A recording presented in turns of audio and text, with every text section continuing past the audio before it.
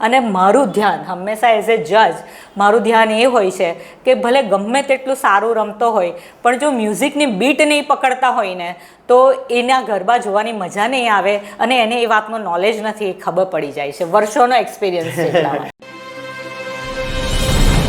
નમસ્કાર દર્શક મિત્રો, ગુજરાતની નવલી નવરાત્રિ શરૂ થઈ ગઈ છે અને યુવાનોમાં જબરજસ્ત થનગનાટ પણ છે. તમે પણ ઘણા એવા સપના જોતા હશો કે તમે પહેલો નંબર, બીજો નંબર, ત્રીજો નંબર ઇનામ મેળવીને આવો, સ્કૂટી, ફ્રીજ, ટીવી તમે પણ ઇનામ જીતીને આવો. તો જ્યારે ખેલૈયાઓ ગરબા રમતા હોય છે ત્યારે જજ તરીકે જે લોકો કામ કરે એમની બહુ જ મહત્ત્વની ભૂમિકા હોય છે. તો આજે અમારી સાથે સ્વાતિ શેઠવાલા છે કે તેઓ વર્ષોથી સુરતની અંદર જે ગરબા થાય છે એમાં જજ તરીકે સેવા આપે છે. સ્વાતિ શેઠવાલા સાથે આપણે ગરબા વિશે ઘણી બધી વાતો કરીશું, પરંતુ એ પહેલાં એમની થોડીક નાનકડી ઓળખાણ આપી દઉં કે સ્વાતિ શેઠવાલા પોતે વુમન એન્ટરપ્રિનર છે, આઈટી બિઝનેસની સાથે સંકળાયેલા છે, આઈટી પ્રોડક્ટની સાથે, અને ચેમ્બરની લેડીઝ વિંગ છે. આ ચેમ્બરની લેડીઝ વિંગમાં એન્ટરપ્રિન્યોર સેલ છે એના એડવાઇઝર છે. અને સ્વાતિની સૌથી મોટી ઓળખ એ છે કે સતત એક્ટિવ છે અને એમના ચહેરા પર ઓલવેઝ તમને સ્માઇલ જોવા મળે. તો આપણે એમની સાથે આજે જજ તરીકે કઈ કઈ બાબતો ધ્યાન રાખવાનું છે એના વિશે વાત કરીશું. સ્વાતિ, ખબર છે .comમાં તમારું સ્વાગત છે. તમે જ્યારે ગરબામાં જજ તરીકે જાઓ તો તમે જે ખેલૈયા હોય એમાં કઈ બાબતો પર ધ્યાન રાખો કે જે ઇનામને લાયક હોય?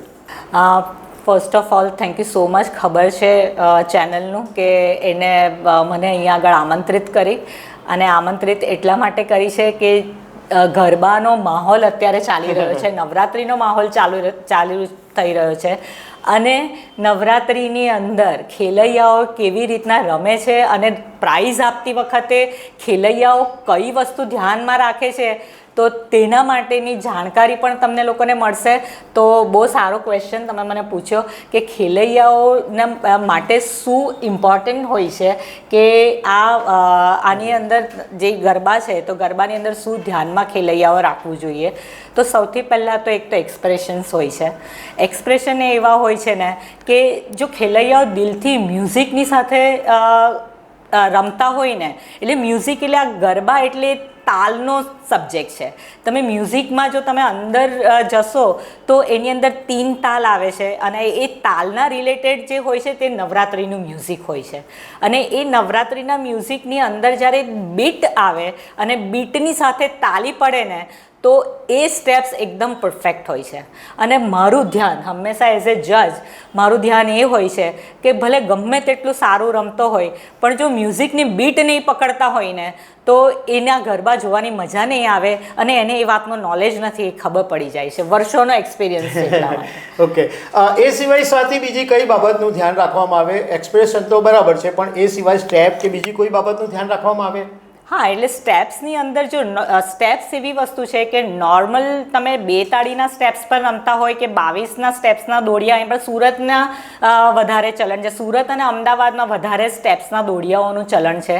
તો એ સ્ટેપ્સ અંદર જ્યારે 22ના સ્ટેપ્સના દોડિયા પણ પરફેક્ટલી રમાતા હોય ત્યારે એના હાથની મૂવમેન્ટ છે, એના પગની મૂવમેન્ટ છે અને એની આંખની જે એક્સપ્રેશન્સ તમે કહો છો, પણ એક્સપ્રેશન વેરી ઇમ્પોર્ટન્ટ. તમારો હાથ જ્યાં જાય અને ત્યાં આંખની જે મૂવમેન્ટ જતી હોય તો તે વધારે આપણે એને સારો ખેલૈયા ગણી શકીએ. સ્વાતિ, ઘણી જજો છે તે એ ડ્રેસિંગ ઉપર પણ ધ્યાન કેન્દ્રિત કરતા હોય છે, તો ડ્રેસિંગ ઇમ્પોર્ટન્ટ હોય છે આ રમતી વખતે?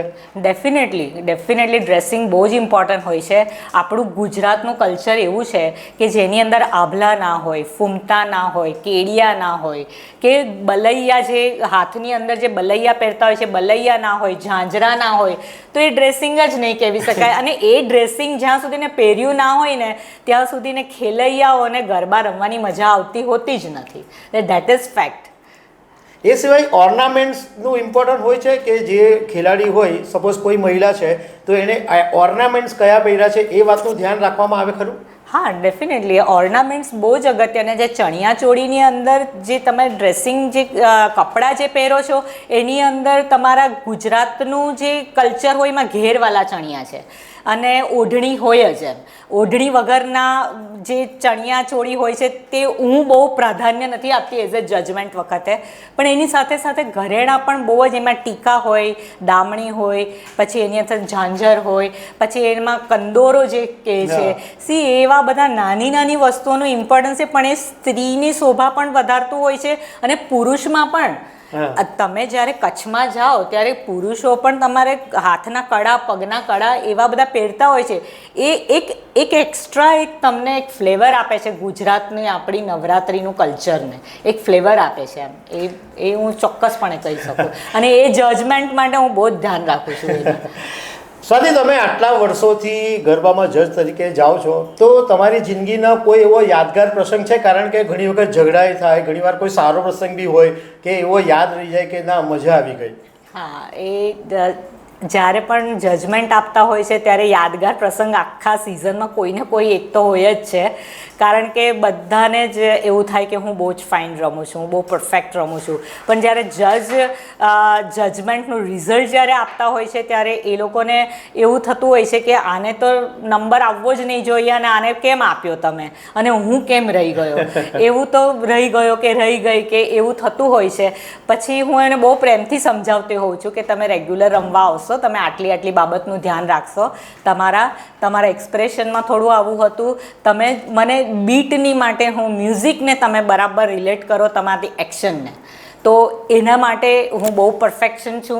મને એના, ભલે સિમ્પલ તમે પહેર્યા હોય ચણિયા ચોળી, ભલે તમે સિમ્પલ તમારું કોસ્ચ્યુમ હોય, તમારા ઓર્નામેન્ટ્સ હોય, બટ તમે દિલથી રમતા હોય ને તો તે તમને ખ્યાલ આવી જાય છે. તો એમાં 1-2 પોઈન્ટ તમારો મિસિંગ છે, અને આ મિસિંગ છે તો તેને તમે ધ્યાન રાખશો તો એ ડેફિનેટલી તમે નેક્સ્ટ ટાઈમ તમે વધારે સારું પરફોર્મન્સ કરી શકશો, અને તમારો પ્રાઇઝ ચોક્કસ આવશે, એવું હું કહેતી હોઉં છું. સાથે અમને એવું તમારા પાસેથી જાણવા મળેલું કે કોઈ એક સમાજમાં જ્યારે પ્રસંગ હતો, ગરબા હતા, ત્યારે તમે જજ તરીકે ગયેલા, એમાં તમને એક કોઈ યાદગાર પ્રસંગ છે તમારો? હા, એક સમાજની અંદર મને જજ તરીકે બોલાવેલી હતી. બહુ મોટો સમાજ હતો, ઘણી બધી, લગભગ 1000થી 1200 મહિલાઓ એક સાથે સિમ્પલ નાના 2 તાળીના ગરબા રમતા હતા.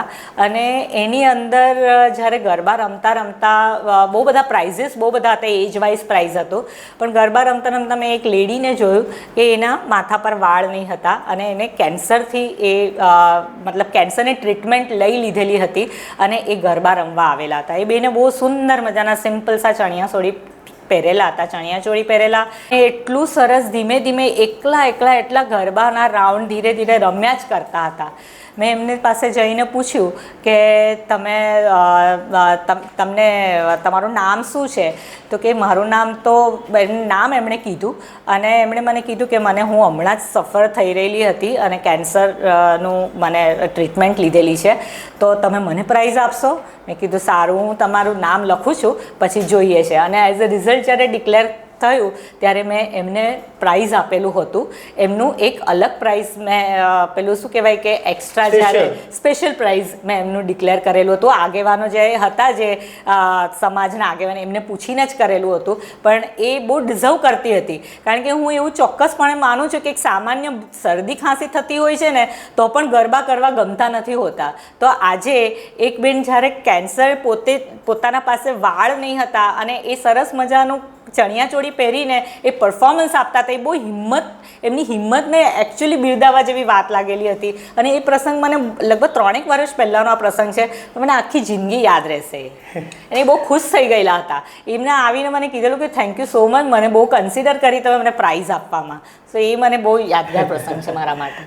સ્વાતિ, જે કોમર્શિયલ ગરબા થાય છે એમાં ઘણીવાર એવા આરોપો લાગે કે પહેલા નંબરનું જે ઇનામ હોય, કારણ કે એની અંદર સ્કૂટી બી હોય છે, ટીવી બી હોય છે, ઘણીવાર બાઇક કે મોંઘા ઇનામો હોય છે, તો એની અંદર પહેલા નંબરમાં મોટે ભાગે આયોજકોનું સેટિંગ હોય છે. આયોજકો જે કે એને જજે ઇનામ આપવું પડે એવું ઘણી વખત ચર્ચા થતી હોય છે. તો તમારી લાઈફમાં આવા કોઈ અનુભવ છે?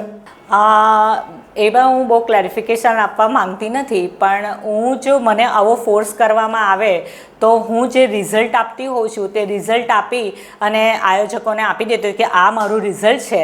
એ જે પણ હોય એ હું કન્સિડર નથી કરતી. હું મારું જે જજમેન્ટ છે કે જે સારું રમતા હશે, જે સારું પરફોર્મન્સ આપતા હશે, જે સારા ડ્રેસિંગ કરતા હશે, તમારો બેસ્ટ ડ્રેસ હશે તો ડ્રેસ સારો હશે, તેને જ હું પ્રાઇઝ આપીશ.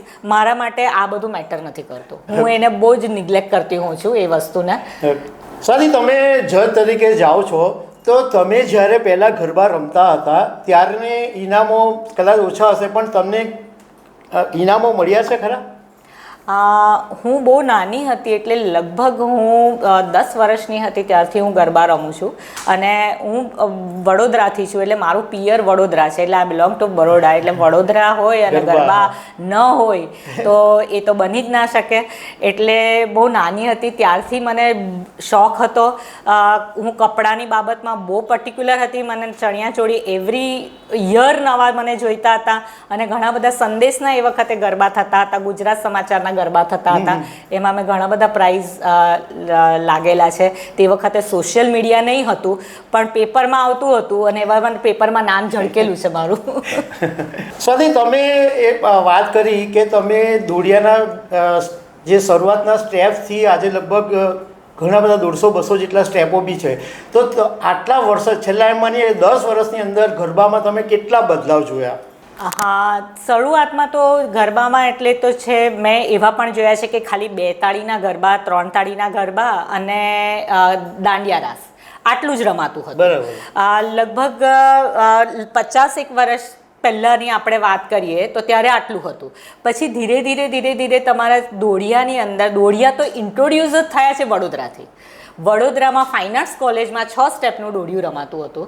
અને એ ફાઇન આર્ટ્સ કોલેજમાંથી પછી અમારા જેવા અમે લોકો જઈએ અને ત્યાં આગળ 6 સ્ટેપના દોડિયા કોલેજમાંથી શીખીને આવીએ. અને એ શીખીને પછી અમે સોસાયટીઓમાં કરી, અને સોસાયટીમાંથી પછી એ આખું ધીરે ધીરે એ દોડિયા ફેમસ થયા. એની અંદર 6 થી 11 સ્ટેપ, 11 થી 22નું સ્ટેપ, 22 થી 35નું સ્ટેપ, 70 અને આજે 100 સ્ટેપના દોડિયા પણ બધા રમતા હોય છે. અને એકચ્યુઅલી દોડિયા એ સિમ્પલ જે બેઝિક સ્ટેપ છે તે તો છે જ, 6 સ્ટેપનું દોડિયું તો છે જ, પણ એની અંદર બધા વેલ્યુ એડિશન કરે છે. અને વેલ્યુ એડિશન ડેફિનેટલી યંગસ્ટરને ગમતી જ હોય છે, ચેન્જ બધાને ગમતો હોય છે, પણ દિલથી રમતા હોય છે તો એ સારું જ રમતા હોય છે. સ્વાતિ, દાંડિયામાં કોઈ ફેરફાર આવ્યા છે? કારણ કે દાંડિયાનો તો વર્ષોથી એક જ સ્ટાઇલ ચાલે છે, પણ એમાં કઈ નવો ફેરફાર થયો છે દાંડિયાની અંદર?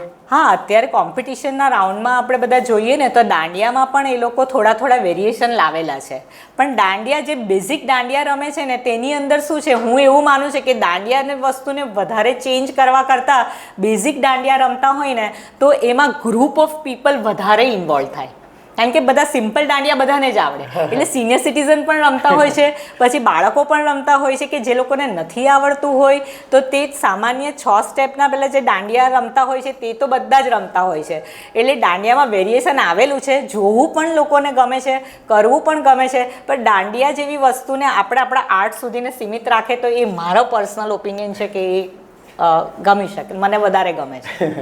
તો દર્શક મિત્રો, આ હતા સ્વાતિ શેઠવાલા. આપણે ગરબા રિલેટેડ, ઇનામ રિલેટેડ ઘણી બધી બાબતોની ઇન્ફોર્મેશન અને ઇન્ટરેસ્ટિંગ ઇન્ફોર્મેશન એમની પાસેથી મેળવી. Swati, thank you very much. ખબર છે .com પર વાત કરતા. Thank you so much.